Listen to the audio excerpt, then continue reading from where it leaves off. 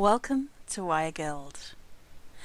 The tutorial I'm going to show you today is a collection of little beads, or quite large beads in some sense.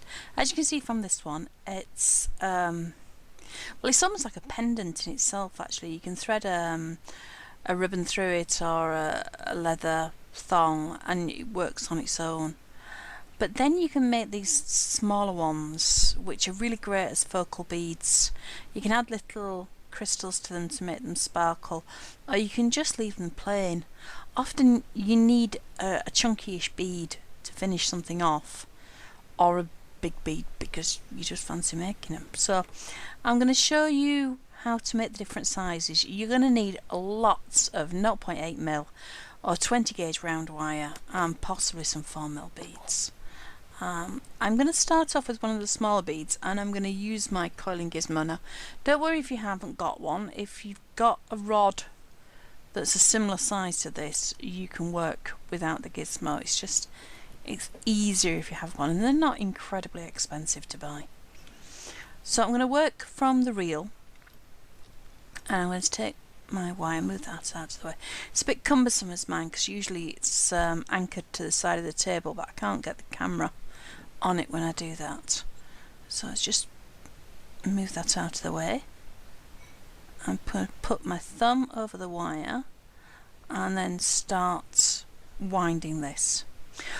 What you're making is the central core of the bead, the bit that your other wires will go through, or your leather cord or something like that. So this is going to really determine the size of the bead. So I want a decent sized bead.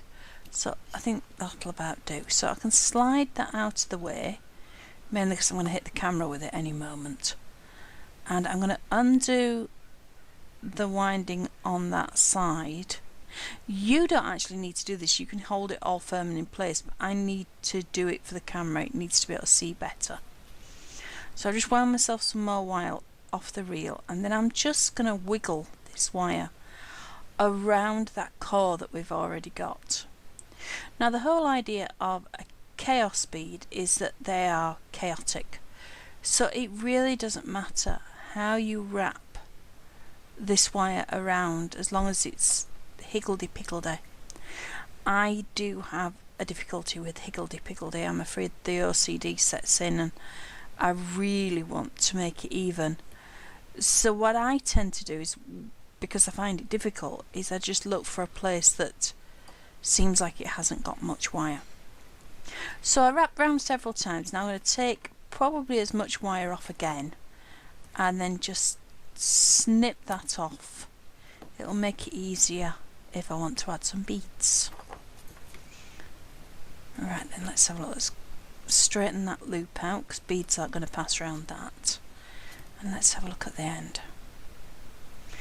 There's a little kink in the end, but we'll straighten that out in a minute. I've got some little 4mm Swarovski bicone beads. I like to use Swarovski when I'm only using little beads because they show up so well. They've got so much sparkle.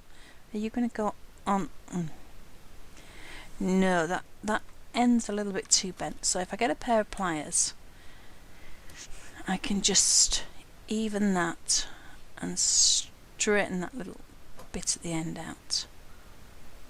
There we go. Now I'm going to make sure that it goes all the way down the wire, because sometimes the wire can have a thick patch and your bead won't go all the way on, but it went on. So I'm going to thread all of the other beads on at one go. You can put yours on one at a time and work it in if you wish. I find this easiest to put them all on at once, because then I'm not taking the risk of banging the camera every time I move my hands. So I'm going to thread them on here. I don't even know exactly how many I've got. I've just threw some out. Again, we're going with chaos, so let's not be too worried about how many there are. Let's just slide those all the way down the wire. Get off the bit of ribbon, and then push one into place and wrap the wire around, holding it in place with my left thumb and finger, wrapping the wire around, and then when I find a place for the next one I can just pop the next one in and wrap around. There really is no sort of right or wrong. You just need to, I usually find little areas that have got like a dip in between the wires that they will sit into, especially if I'm using a bicone, because you get that sort of fat middle area that needs to sit into something. If you were doing this with something perfectly round bead, it wouldn't matter as much, or a chipping or something like that, it wouldn't make as much difference, but I just need a little place to sit them so that they go in, and I'll just keep going until I run out of beads, and then just keep wrapping around. Now if you want, you can go around the bead and create like a little frame, or you can just keep wrapping around. I try to go over some of the other wires and it will help hold them in place. I'm just going to cut off this end wire because I'm stabbing myself with it, and then I will smooth that onto the frame, because of course that's going to be the area that we thread the bead with, so you don't want to squash that down in any way. And then more twiddles and going rounds back over the top to hold the wire that you've just done in place. Some of these beads are a little bit proud, so I'm just wrapping a circle around them with my wire, backwards and forwards, just anywhere really. We'll go around that one.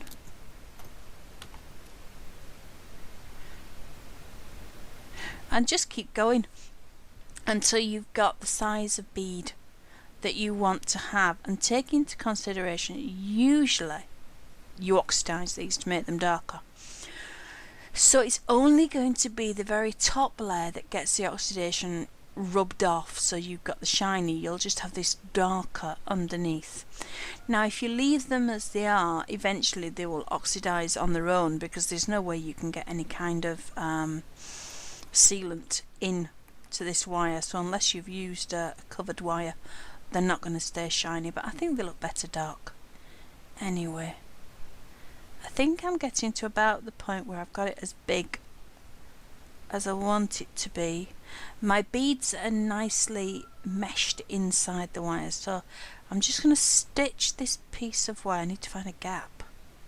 Will you go through there? That's it. Once I found a gap, I can pull that tight. I'm going to use my pliers because I want it really tight. To go in and really pull up. There we go. Now I'm not going to finish it off there. I will come around a little more. I'm just looking for another place where I might have a gap, and I'll go to that there. We can go through there and pull that tight again, and then I'll just wrap the wire back over, trim it off, take the edge of the pliers and just push that wire around and in, and that's it.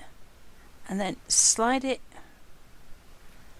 off the piece of metal that you've used to go around. You've got the hole down the middle to put your thread through, and you've got a little chaos bead. Actually, they look great on a necklace with just say a plain bead in between, and then just a string of these. They look wonderful. They're really impressive.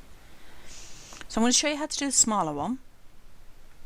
Very much the same way. Don't be worried thinking, oh, it's got to be big if it's got to have impact. It's amazing. Even when you use some of them are much smaller, they get noticed. Or you could just do some, if you've got the coiling gizmo, you could do the coils like stems in between. That would look really nice.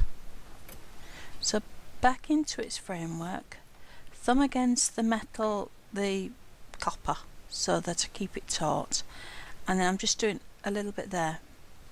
Now if I wasn't awkward with the camera there, normally I would just, I don't know if I can actually do this the way I'm positioned, but sort of wrap the wire around, but I would be using the handle. I don't think I can actually do it this way to show you because I just don't have enough room. Let me have another go. There, if I pull it out a bit I can do it. So I'm just making backwards and forwards back over the core that I've made. I'm building that up now. You'll probably be able to find that you can do that quite easily at home. It's just the position that I'm in, I can't get comfy. So I'll put a curl in there, and then we'll put another curl in the back. So it just has two little curls, and we'll wrap it around again so that it's secure. And you flatten down, yeah. Undo the bit that's holding it all on, slide it off. The bit that we started with can just be cut. Now I'm going to cut straight down into it. Makes a neat cut with that curl. Move that out of the way. And if you've got a bit that's just sticking up because you've separated, just press it down. And then where am I going to tie you off? Such a little twiddly thing. Where's there? There. Sorry, I've taken it out of shot. There we go. I'm going to go in there. So trim it off shorter. Take my pliers, bend it round, thread it in, and then I just need to catch that end. Come here. It doesn't want, it's been awkward, it doesn't want to be caught. There, that should do it. Just enough so that I can actually curl that round into a circle and press it in so there's no sharp end. So that would give you a teeny tiny bead with just a little bit of difference. Now the difference between the smaller beads and making those is really the size of the core that we put through the middle. So that is it oxidized with the small core, and that one's got little blue Swarovski crystals in, but I'm going to move those out of the way now. And we're going to go on to this much bigger one. If I take the ribbon out, you can see that you can actually see through it. So it isn't a solid core like we did on the smaller beads. This is more open. It needs to be, because otherwise it would weigh a ton. That's too little. So we're going to use something thicker.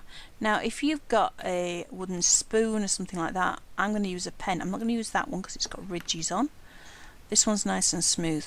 Wood is actually easier to work with. It's just if I start getting a wooden spoon underneath here, I'm going to smack the camera. Wood's easier because it's not a slipper. Now I have about 6 foot of wire, 2 pieces 6 foot long, which is going to make for an awful lot of wire whipping around and hitting me, but you're better off starting with a lot. I've wrapped around the middle of the pen, and then I'm going to start building curls up. Now if I go out of focus, I said it was slippy, didn't I? If you've only got a pen and it's slipper, you could wrap the pen in masking tape, low-tack tape or decorator's tape. Everybody calls it something different, and that would give you a rough surface on the pen. So I've just put a curl in there, and I'm going to keep doing this. Curls, wrap it around the pen, come back, do another curl, and gradually building up. Sorry, my hands have gone out again. It's because I'm having to manage with all this wire. Don't worry, I do this so many times that you're guaranteed to see it a lot more times than you need to see it anyway. If once or twice I'm out of shot. So what you do need to do is decide how long your bead's going to be. Once you've decided how long it's going to be, you need to get your wire to either end. Let me just straighten that off. If the wires twist, just undo them so that they're parallel again. And I'm going to put another curl in on this super slippy pen. Yeah, so with my flat of my finger, I push it against the edge of the pen, and that's what gives me the curl. I seem to have managed to twist in these wires. I'll do another curl. Oops, slip off. See, try not to use a slippy pen. Use a piece of wood. Pencil probably would work quite well. The only way with pencil is, pencils tend to be really, really soft wood, and if you get it quite tight, you might not be able to slip it off at the end. So I've decided how long I want my bead to be. I want it to be that long. So I'm just wrapping around parallel. These are going to be like the start point of the bead, if you like, and then I'm going to build up within. So wrapping around and around, always going around. Try not to go back on yourself. If you go back on yourself, what you will find is that you'll have a loop that's loosish. So just keep going the same way around. So much wire. And finger on and do a curls continually, going over and over on each other.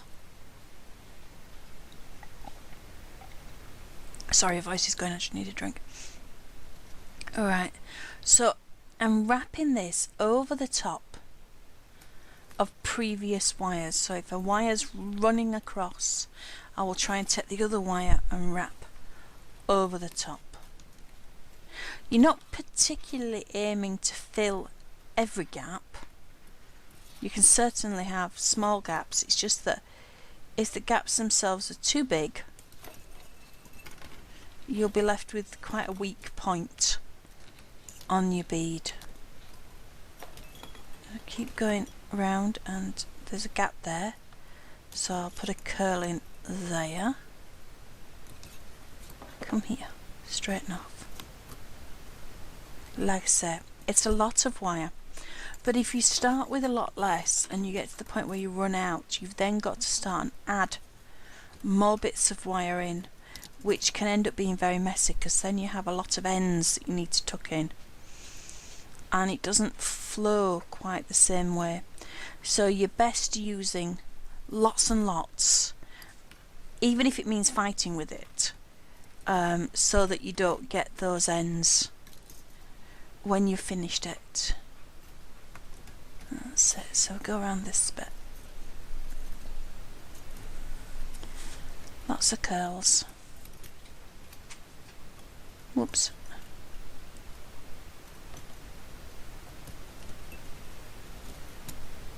There we go. Around.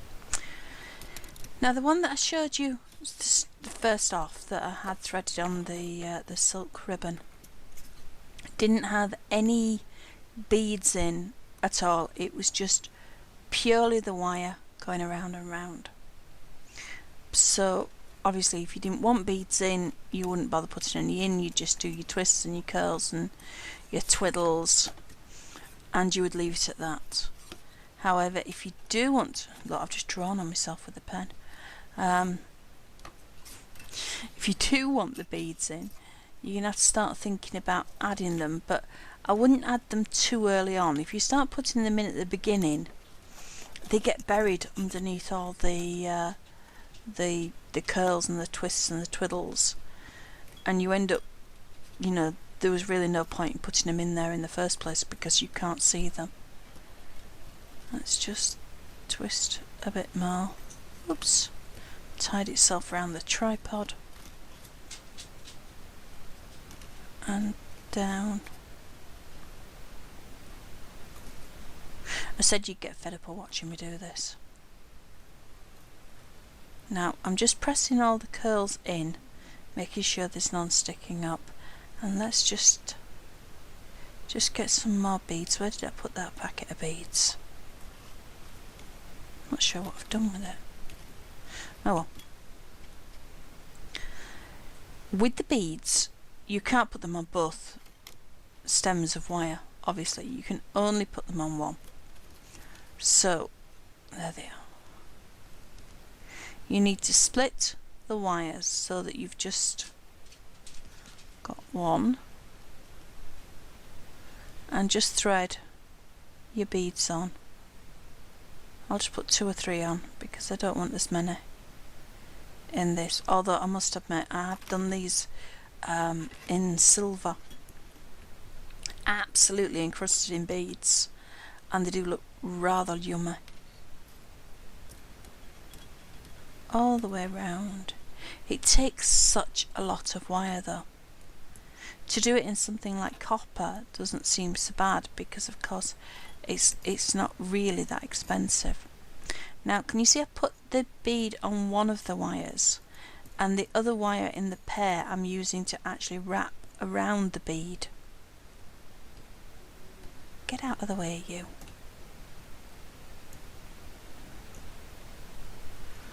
Just move those together. Put the bead in that hole, then use the other wire's poking up. The other wire to wrap around it, but still keeping those 2 wires reasonably close together. And then add a few more.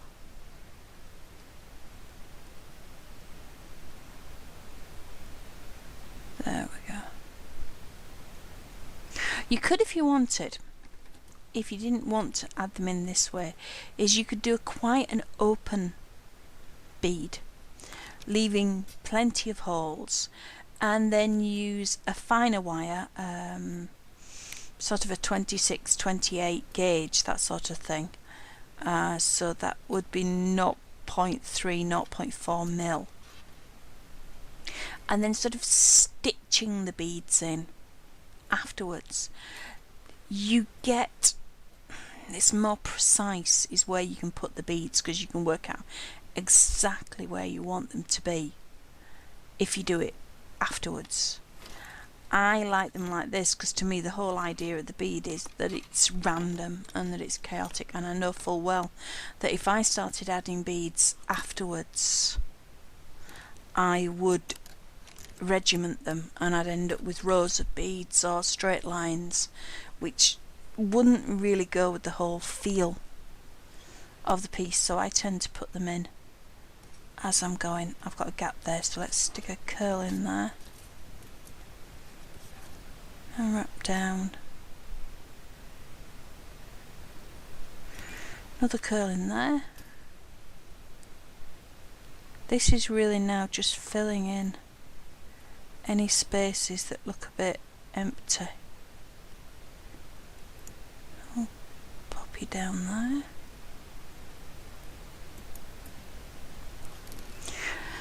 These beads, when you're finished, you will find are much better if they can be tumbled, because it firms them up so much.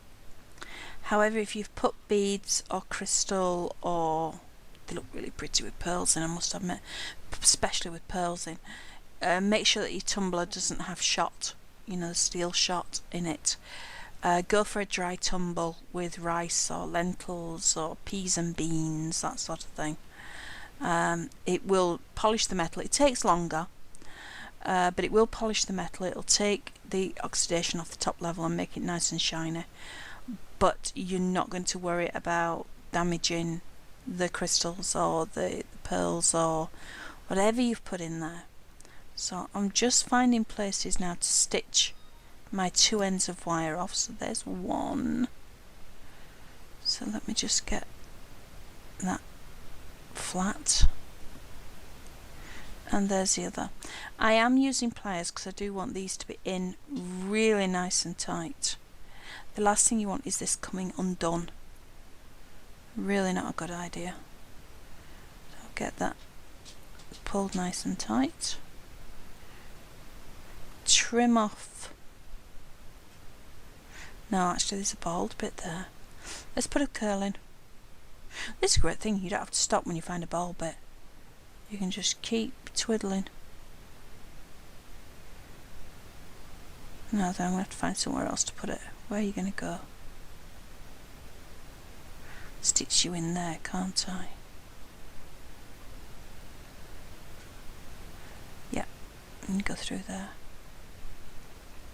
If you are having real trouble getting your wire through to stitch it, you could slide the whole piece off the pen. What that would do then is it would give you more room to pass the wire through the inside, but don't pass it all the way through or anything like that. You don't really want to block the space that you've got for threading anything through, which is why I try and leave the pen in. Just bend those over and tuck them in. Yeah, that's it. You what was I saying? Sorry, I've totally forgotten what I was saying. I'm sure it'd be alright. My mother always said if you forgot what you're saying, it must have been a lie. Twiddle that one round. Any more spaces anywhere?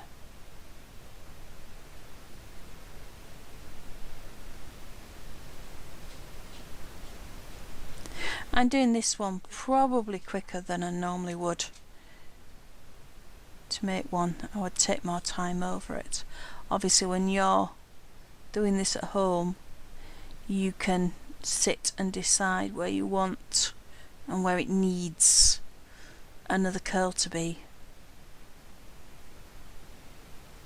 Twiddle that round. I said you'd get sick to death of watching me make curls. Now then, I'm going to pop another bead in there because there's quite a little dip. There's like a little... I'll use the other piece of wire to wrap around the bead. Just gives it a little bit more protection, especially if you're going to use this bead as a bracelet. And then I can just bend it, come up. If it won't come back up, if you just curve the wire upwards, when you push it in, it will naturally come back up to the surface so that you can grab hold of it. There we go, let's pull that nice and tight. Now, I might finish off the other one somewhere else because there isn't a lot of room in there. So we'll just curl that round and tuck it in. Now where can you go? Over here. Yeah, there's a nice gap there. Tuck you through there. Pull you nice and tight. There we go.